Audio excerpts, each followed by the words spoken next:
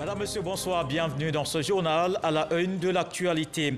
Patrick Achi, nouveau Premier ministre, chef du gouvernement.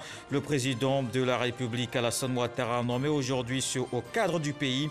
Il assurait déjà l'intérim à ce poste après le décès de Ahmed Bakayoko. Ce technocrate est appelé à proposer au chef de l'État une liste pour un nouveau gouvernement. Des mesures de lutte contre la Covid-19 renforcées, l'état d'urgence sanitaire prolongé jusqu'au 30 juin, la vaccination désormais élargie aux personnes de 18 ans et plus.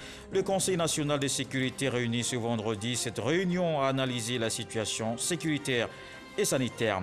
Une bonne nouvelle, la trypanosomiase n'est plus un problème de santé publique en Côte d'Ivoire. Les actions de lutte ont porté. Le pays est non endémique depuis ce jeudi 25 mars. L'Organisation mondiale de la santé a validé l'élimination de cette maladie du sommeil. Et puis sport, football, éliminatoire Coupe d'Afrique des Nations. La Côte d'Ivoire obtient son ticket pour Cameroun 2022. Les éléphants battent les MENA du Niger. Victoire éclatante 3-0 au stade Séné-Kounché à Niamey. Il reste à la primature. Patrick Achi est le nouveau Premier ministre, chef du gouvernement. Le président de la République, Alassane Ouattara, a procédé à la signature d'un décret portant nomination de ce haut cadre. Il assurait déjà l'intérim à ce poste après le décès de Ahmed Bakayoko. Je propose d'écouter le directeur de cabinet de la présidence, Fidel Sarasoro. Communiqué de la présidence de la République. Le président de la République, Son Excellence M. Alassane Ouattara, a procédé ce vendredi 26 mars 2021 à la signature du décret numéro 2021-176 du 26 mars 2021 portant nomination de M. Patrick Jérôme Achi en qualité de Premier ministre, chef du gouvernement. Le président de la République demande au Premier ministre de lui proposer un nouveau gouvernement dans les meilleurs délais, fait à Abidjan le vendredi 26 mars 2021. Je vous remercie. Cet homme d'État de 66 ans est à la tête du Conseil régional de Lamé depuis 2013. Ministre d'État Patrick Achi a occupé les fonctions de secrétaire général de la présidence. Gabriel Zani nous fait le portrait du nouveau Premier ministre. Patrick Jérôme Achi est depuis ce vendredi 26 mars le nouveau Premier ministre de Côte d'Ivoire. Il vient d'être nommé par décret présidentiel. Aussitôt nommé, aussitôt travail, le Premier ministre doit former un nouveau gouvernement. Mais il est une chose qui rassure, selon les avis, Patrick Achi est un génie du management dans la gestion des affaires de l'État. Cette performance, il la doit à ses différents parcours. À 66 ans, le Premier ministre cumule une maîtrise de maths physique obtenue à l'université de Cocody à Abidjan, un diplôme d'ingénieur de l'École supérieure d'électricité et un master en management obtenu à l'université de Stanford aux États-Unis. Sa carrière professionnelle débute en 1983 dans le secteur privé. Ce sont 17 ans qu'il passera en tant qu'entrepreneur et consultant en stratégie et gestion. Fort de ses expériences, Patrick Achi crée en 1992 sa propre société de consultance en management. C'est en 1997 qu'il entre dans l'administration publique. De conseiller chargé de la réforme du secteur des énergies à la fonction de ministre des infrastructures économiques, Patrick Achi travaille tour à tour au ministère de l'Énergie, au cabinet de Seydou Elimane Diarra, Premier ministre ivoirien de 2003 à 2005. Il occupe pendant longtemps le portefeuille du ministère des Infrastructures économiques. Et en janvier 2017, quand Amadou Gon Coulibaly devient Premier ministre, Patrick Achi lui succède au poste de secrétaire général à la présidence. Des échelles gravies grâce à son travail et son parcours politique n'en dira pas moins. Réélu député d'Azopé pour la 3e fois de façon consécutive lors des dernières législatives et président du Conseil régional de Lamé depuis 2013, le Premier ministre est aujourd'hui l'épine dorsale du projet de société et du programme de gouvernement du RHDP, parti duquel est sorti le PDCI, dont était membre Patrick Achi. Son engagement, ses choix politiques portés vers le développement lui ont valu d'intégrer les hautes instances du Parti des oufritistes, en l'occurrence le directoire du RHDP. Entre la politique et la gestion des affaires dont il a désormais la charge, il y a un pont. Et c'est l'esprit d'ouverture dont a su faire preuve le chef du gouvernement durant ses années au service de l'État. Fervent catholique, le Premier ministre Patrick Achi sait se montrer modéré, conciliant. La gestion des affaires de l'État n'ayant aucun secret pour lui, son gouvernement, une fois connu, devra prendre des mesures vigoureuses pour soutenir l'économie ivoirienne. Voilà pour le portrait du nouveau Premier ministre Patrick Achi, marié et père de 5 enfants. Je vous donne le contenu de ce communiqué de l'Assemblée nationale. Mesdames et messieurs les députés élus lors des élections législatives du 6 mars 2021 sont informés que la séance inaugurale de la 2e législature de la 3e République se tiendra le mardi 30 mars 2021 à 10h au Palais de l'Assemblée nationale. Cette séance a pour ordre du jour l'élection du président de l'Assemblée nationale de Côte d'Ivoire. À cet effet, les députés désireux de faire acte de candidature à l'élection du président de l'Assemblée nationale de Côte d'Ivoire sont priés de bien vouloir adresser leur candidature à monsieur le doyen d'âge de l'Assemblée nationale le lundi 29 mars 2021 à 16h30 au plus tard, délai de rigueur. Les candidatures sont reçues au secrétariat général de l'Assemblée nationale. La République fédérale du Nigeria est solidaire de la Côte d'Ivoire. Le président Muhammadu Buhari présente ses condoléances suite à la disparition du Premier ministre Ahmed Bakayoko. C'est ce message que le ministre nigérian des Affaires étrangères a remis au chef de l'État, Mahama Traoré. Fort des liens historiques et diplomatiques qu'il entretient avec la Côte d'Ivoire, le Nigeria s'est aussi senti touché par le décès du Premier ministre Ahmed Bakayoko le 10 mars dernier. C'est cette compassion que le ministre nigérian des Affaires étrangères est venu traduire au président Alassane Ouattara au nom de son homologue nigérian Muhammadu Buhari. Le président du Nigeria, le président Muhammadu Buhari, m'a chargé de venir personnellement pour livrer une lettre de condoléances. Condoléances sur le décès de votre Premier ministre, M. Ahmed Bakayoko, et qu'il a touché vraiment. Le président Ouattara, il le considère comme un frère très proche. Il voulait que je venais personnellement pour lui livrer cela. Première puissance économique de l'Afrique de l'Ouest, le Nigeria entretient un partenariat stratégique avec la Côte d'Ivoire. On reste au palais de la présidence pour suivre le Conseil national de sécurité tenu ce vendredi. Mahama Traoré nous apprend que la situation sécuritaire et sanitaire était au cœur de la rencontre. Des mesures arrêtées, l'état d'urgence prolongé jusqu'au 30 juin, la vaccination désormais élargie aux personnes de 18 ans et plus. Une minute de silence à la mémoire du défunt Premier ministre Ahmed Bakayoko, ancien ministre de l'Intérieur, de la Sécurité et de la Défense.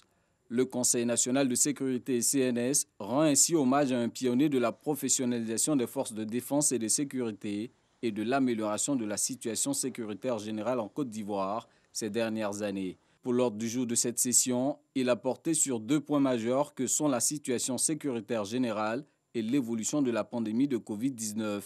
Il est à noter une hausse du nombre de cas positifs depuis le mois de janvier 2021. Entre février et mars 2021, le nombre moyen de cas positifs a plus que doublé, passant de 156 à 360. Le nombre total de décès a également fortement augmenté, passant de 5 en décembre 2020 à 35 en février 2021 et 36 au cours des 3 premières semaines de mars. Cette situation s'explique essentiellement par le non-respect des mesures barrières observées dans la population depuis le mois de décembre 2020 lors des fêtes de fin d'année et l'apparition d'une forme du virus plus transmissible et plus virulente. La Côte d'Ivoire concentre désormais sa stratégie de riposte contre la Covid-19 sur la vaccination. Le pays a déjà acquis 554 000 doses du vaccin AstraZeneca grâce à l'Organisation mondiale de la santé et à la coopération avec l'Inde. Depuis le 1er mars 2021, date de démarrage de la vaccination, près de 30 000 personnes ont déjà été vaccinées. La Côte d'Ivoire recevra, à la fin du premier semestre 2021, au total, près d'1 million de doses à travers l'initiative COVAX. En outre, le ministre de la Santé et de l'Hygiène publique, sur la base du rapport du comité de veille de la COVID-19 et des conclusions de l'OMS, a indiqué que les avantages du vaccin AstraZeneca l'emportent sur ses risques. À cet égard, le comité de veille recommande la généralisation et la décentralisation de la vaccination contre la COVID-19.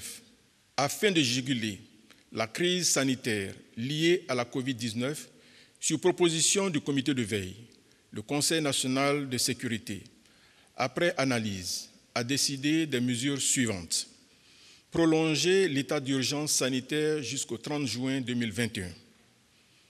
Élargir la vaccination aux personnes de 18 ans et plus. Procéder à la décentralisation de la campagne de vaccination. Poursuivre et intensifier la sensibilisation en vue du strict respect des mesures barrières. S'agissant de l'analyse de la situation sécuritaire des mois de février et mars, le Conseil national de sécurité note que les élections législatives de samedi 6 mars 2021 se sont déroulées dans un climat apaisé sur l'ensemble du territoire grâce aux dispositifs sécuritaires mis en place par les forces de défense et de sécurité. Il ressort également de cette présentation une nette amélioration de la situation sécuritaire sur l'ensemble du territoire, marquée par une baisse notable des incidents dans tous les domaines. Le président de la République a adressé ses félicitations au Grand Commandement pour les opérations de sécurisation menées avec efficacité sur l'ensemble du territoire, ainsi que pour leur contribution remarquable aux élections apaisées du 6 mars dernier. Malgré ce satisfecit, la nécessité d'optimiser les ressources humaines dans l'armée s'impose. Sur instruction du président Alassane Ouattara, le Conseil national de sécurité a été chargé de proposer des solutions. Des mesures fortes du CNS pour freiner la pandémie. Il nous faut donc continuer de respecter les gestes barrières. Allons voir ce que disent les chiffres aujourd'hui.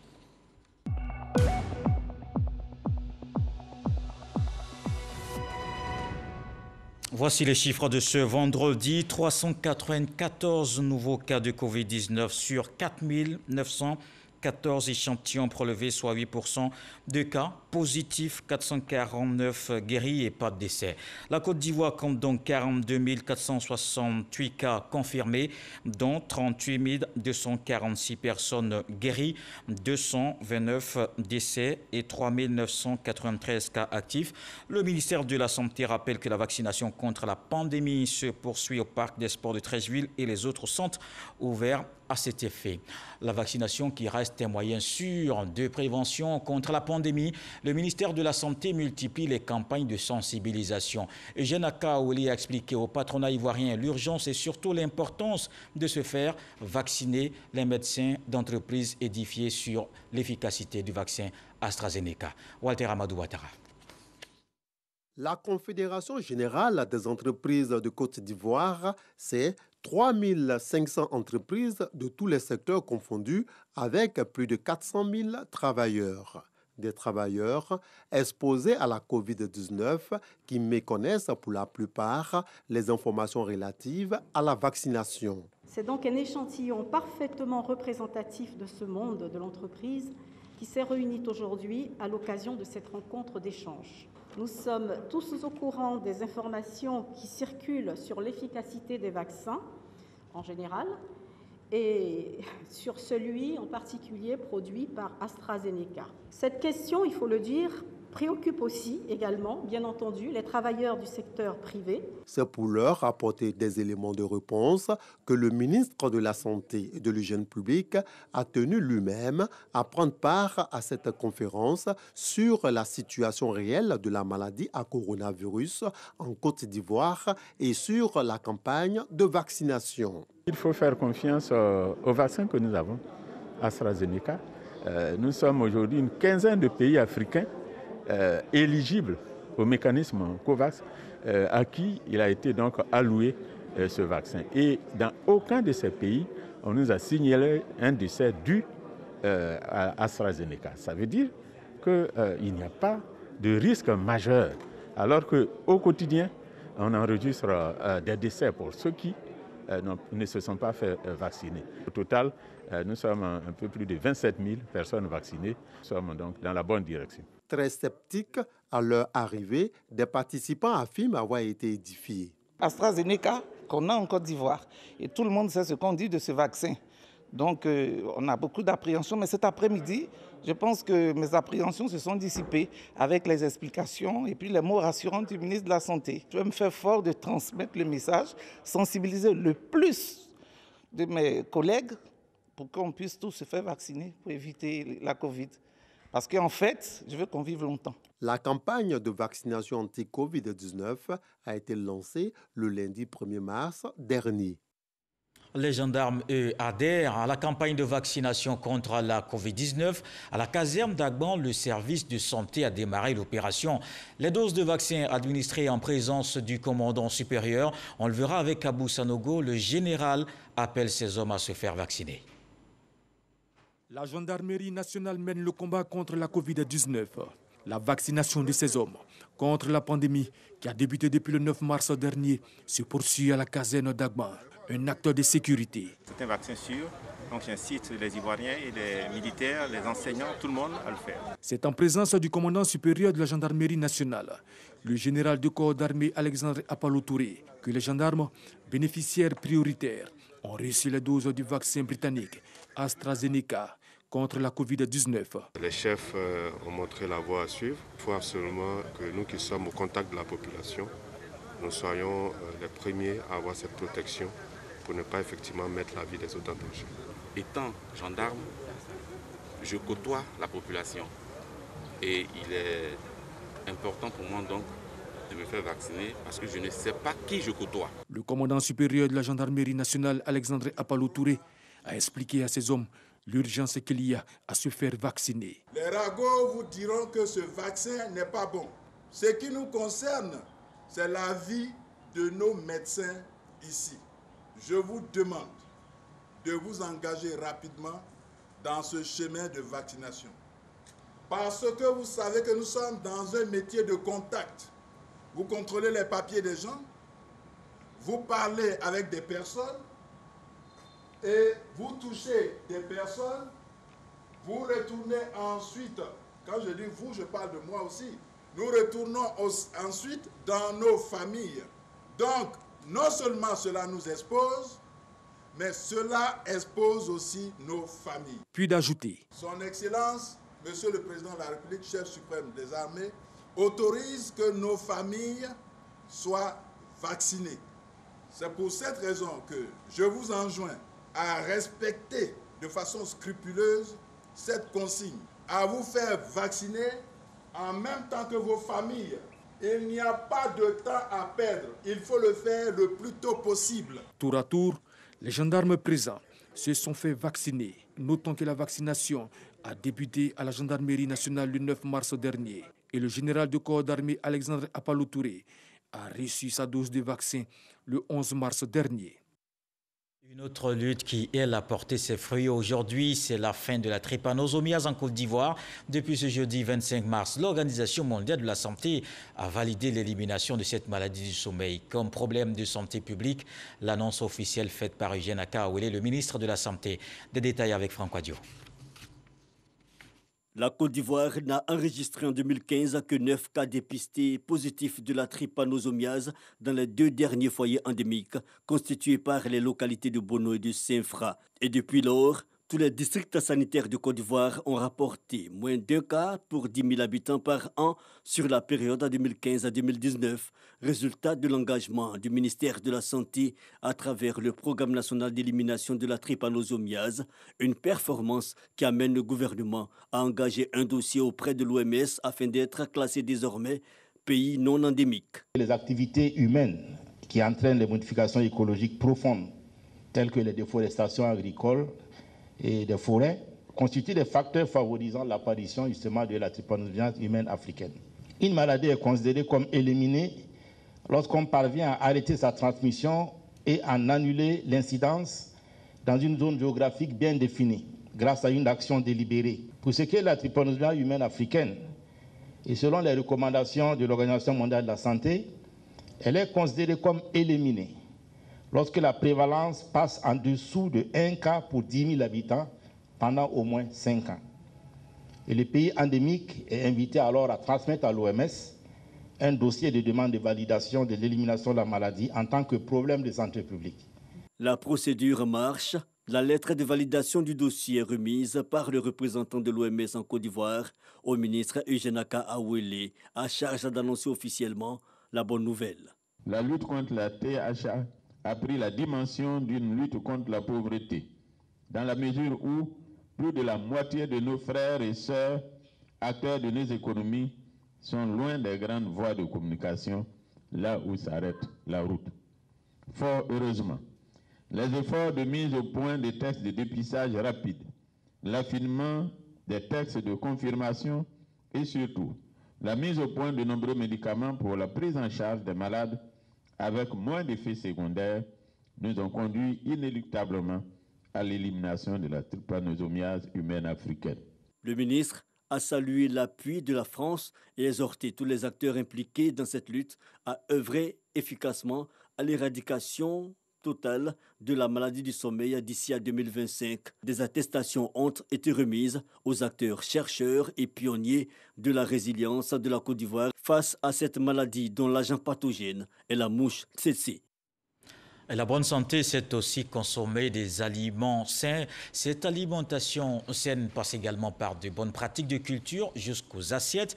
Une campagne conscience alimentaire est lancée. L'ONG Inades Formation appelle à un changement dans les habitudes de consommation. Lorgoretti à Boussanogo.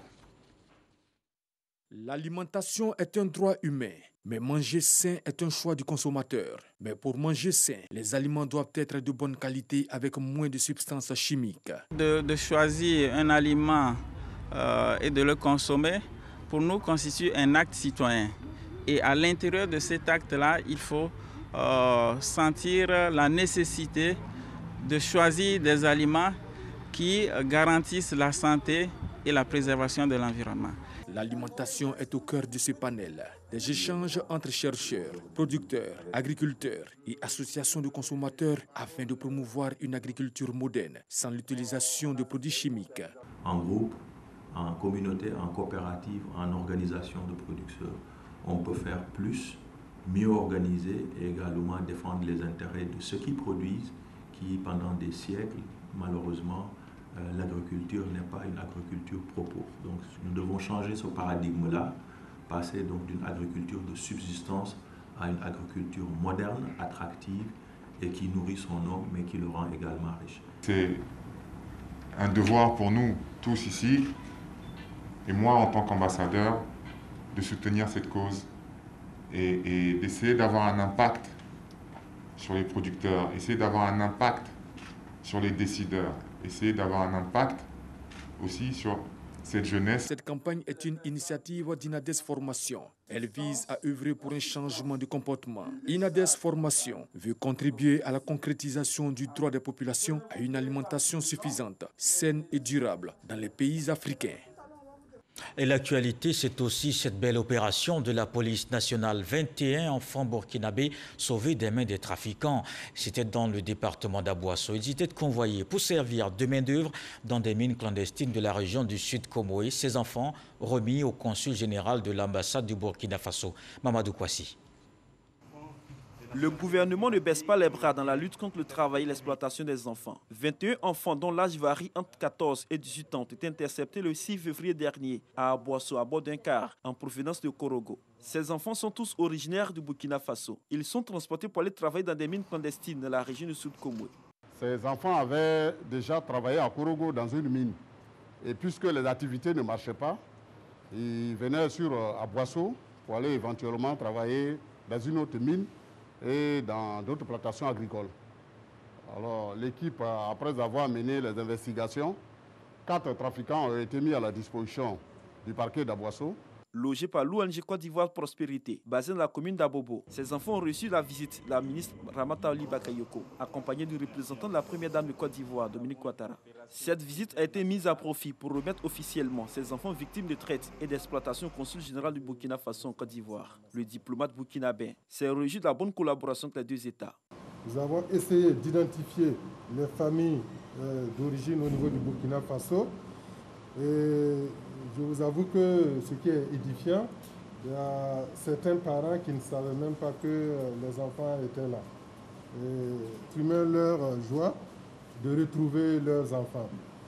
Au nom du gouvernement, Ramata Bakayoko a salué cette opération. Elle s'est félicitée de la détermination de la première dame de Côte d'Ivoire à mettre fin à ce fléau. C'est une lutte acharnée que la Côte d'Ivoire mène pour lutter contre le travail des enfants, aussi bien au niveau national qu'au niveau transfrontalier. Cela, ce sera la tolérance zéro dans la lutte contre la traite des enfants. Pour l'année 2020, ce sont plus de 1400 enfants qui ont été sauvés des mains des trafiquants.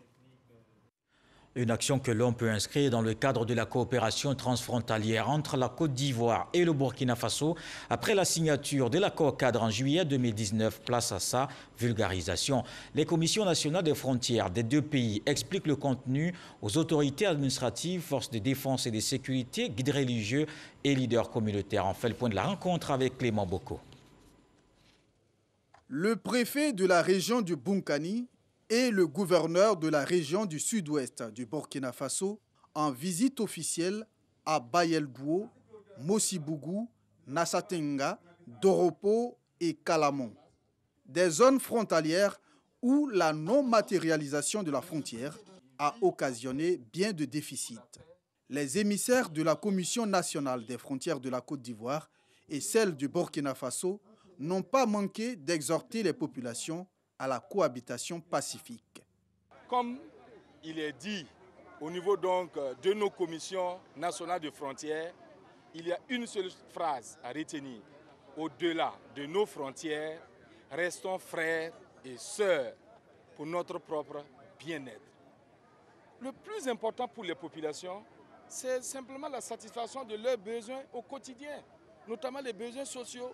Leur préoccupation n'est pas de connaître la bonne, mais de savoir que leurs préoccupations sont vraiment au cœur des politiques des deux gouvernements. La volonté des deux gouvernements, c'est de faire en sorte que autant les populations qui sont au centre, au nord, bénéficient des bienfaits du développement, il faut que ces populations deviennent aussi vont bénéficier du même développement. Et nous leur disons, si c'est le Burkina qui vient investir, ou c'est la Côte d'Ivoire qui vient investir, ces investissements sont faits dans l'intérêt des populations et non des pays. Quitte à demain, lorsque la démarcation va se faire matériellement, dire cette infrastructure est située en Côte d'Ivoire ou est située au Burkina. En plus des conflits fonciers, des problèmes de voirie, d'infrastructures éducatives, de télécommunications, d'adduction en eau potable, les populations ont souhaité qu'un accent particulier soit mis sur la sécurité. Les administrateurs ont, quant à eux, rassuré les populations sur les efforts consentis par les deux États pour traiter la question de la sécurité en priorité. En sport football éliminatoire Coupe d'Afrique des Nations, la belle opération de la Côte d'Ivoire. Les éléphants battent les MENA du Niger. Victoire éclatante 3-0 au stade Sénékounti à Niamey. Nos pachydermes obtiennent donc leur ticket pour Cameroun 2022. Le résumé de la rencontre avec Hassane Kouassi et Jean-Sylvain Resso. Gagner impérativement afin d'assurer sa qualification pour la CAN 2022. Tel est l'objectif des éléphants au coup d'envoi de cette rencontre face au Niger. Une tâche certes difficile, mais pas impossible pour les poulains du sélectionneur Patrice Baumel, qui ouvre le score après seulement 25 minutes grâce au capitaine Serge Aurier. L'affaire est bien embarquée pour Serge Aurier et ses coéquipiers qui maintiennent le rythme. Et lorsque l'occasion se présente, Max-Alain Gradel fait le break juste après la demi-heure. Un avantage que les pachydermes conservent jusqu'à la pause. Les éléphants de Côte d'Ivoire accentuent la pression en seconde période. Wilfried Canon profite d'un bon centre de Serge Aurier pour porter le score à 3-0. Grâce à ce succès éclatant, la Côte d'Ivoire obtient son billet pour la CAN 2022 au Cameroun. La prochaine sortie des éléphants en match comptant pour la 6e et dernière journée des éliminatoires de la CAN aura lieu mardi et ce sera face à l'Éthiopie. Et le football en local, c'est le ballon qui va recommencer à rouler sur les stades. La Ligue 1 ivoirienne reprend ce week-end avec l'opposition à Sec-Boaké. Avant le coup d'envoi, les clubs ont échangé avec le comité de normalisation de la Fédération ivoirienne de football. La question de la subvention est également évoquée. Dans le reste de l'actualité, le canal de Suez est bloqué. Une tentative de renflouage du géant des mers menée ce vendredi n'a pas fonctionné. Le propriétaire est optimiste alors qu'il faudra plusieurs jours, voire des semaines pour mener à bien cette opération complexe. En attendant, plus de 200 navires se retrouvent immobilisés de part et d'autre du canal. Le porte-conteneur de 400 mètres de long est coincé depuis 4 jours en travers de cette voie cruciale durement affectée. Le canal de Suez représente près de 10% du commerce maritime international, selon des experts. Voilà qui met un terme à ce journal. Merci de l'avoir suivi. Retour de l'actualité à 23h avec Herman Guivet. Demain, 20h, retrouvez Marie-Laure Ngoron. On se quitte avec ce que dit le sage. Quand l'aveugle situe son voyage au matin, c'est à celui qui sert de guide qu'il faut poser des questions.